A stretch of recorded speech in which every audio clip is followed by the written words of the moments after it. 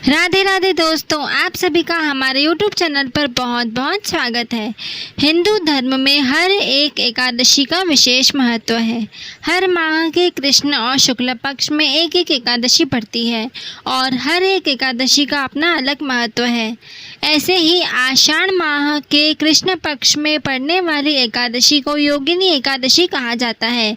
इस साल ये एकादशी 2 दिन पड़ रही है, जिसके कारण असमंजस की स्थिति भी बनी हुई है। आखिर किस दिन योगिनी एकादशी का व्रत रखा जा रहा है? शास्त्रों के अनुसार मान्यता है कि योगिनी एकादशी का व्रत रखने से 88,000 ब्राह्मणों को भोजन कराने के बराबर फल की प्राप्ति होती है और हर तरह के पापों से मुक्ति मिल जाती है और अंत में स्वर्गलोक की प्राप्ति होती है। तो आइए जानते हैं योगिनी एकादशी की सही तिथि, शुभ मुहूर्त, पारण समय से लेकर धार्मिक महत्व। हिंदू पंचांग के अनुसार आषाढ़ माह के एकादशी तिथि 21 जून 2025 को सुबह 7:18 पर प्रारंभ हो रही है, जो 22 जून को सुबह 4:27 पर समाप्त होगी। ऐसे में उदय तिथि के हिसाब से योगिनी एकादशी का व्रत 21 जून 2025 को ही रखा जाएगा।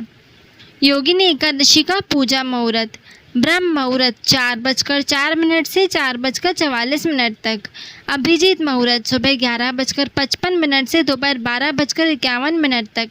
विजय मुहूर्त दोपहर 2:43 से 3:39 तक। गोधूली मुहूर्त शाम 7:21 से 7:41 तक। अमृतकाल 1:12 से 2:41 तक।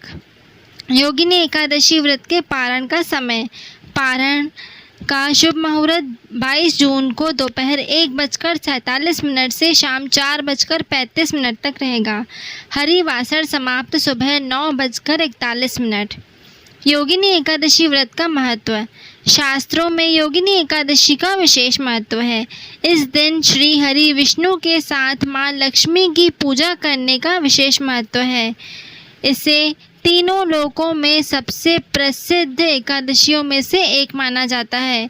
इस दिन पूजा करने के साथ व्रत रखने से 88,000 ब्राह्मणों को भोजन कराने के बराबर पुण्य की प्राप्ति होती है। इसके साथ ही आपकी हर इच्छा पूरी हो जाती है। हर संकट से मुक्ति मिलने के साथ दरिद्रता और पापों से मुक्ति मिल जाती है। जीवन में खुशियों की दस्तक होती है।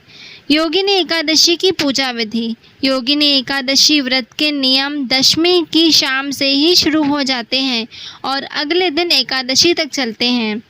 दशमी तिथि पर रात के समय गेहूं, मूंग और जौ का सेवन नहीं किया जाता। दशमी की रात को नमक भी नहीं खाते हैं। अगली सुबह एकादशी पर स्नान के बाद व्रत का संकल्प लिया जाता है और फिर स्वच्छ वस्त्र धारण किए जाते हैं।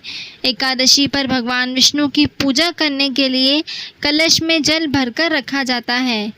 टीका लगाया जाता है, अक्षत लगाए जाते हैं, आरती की जाती है और भोग लगाकर पूजा का समापन होता है। भोग में तुलसी अवश्य शामिल करना चाहिए। सुबह जल्दी उठकर स्नान आदि से निवृत्त हो जाएं। घर के मंदिर में दीप प्रज्वलित करें। भगवान विष्णु को पुष्प, तुलसी दल अर्पित करें। अगर संभव हो तो इस दिन व्रत भी अवश्य रखें। भगवान की आरती करें, भगवान को भोग लगाएं। इस बात का विशेष ध्यान रखें कि भगवान के भोग में तुलसी अवश्य शामिल करें। ऐसा माना जाता है कि बिना तुलसी के भगवान विष्णु अपना भोग स्वीकार नहीं करते हैं। इस पावन दिन भगवान विष्णु के साथ ही माता लक्ष्मी की पूजा भी अवश्य करें। इस दिन भगवान का अधिक से अधिक ध्यान रखें। ऐसी ही और भी वीडियोस के लिए आप हमारे चैनल से इसी प्रकार जुड़े रहें। हमारे चैनल को लाइक, शेयर, सब्सक्राइब करना ना भूलें। धन्यवाद।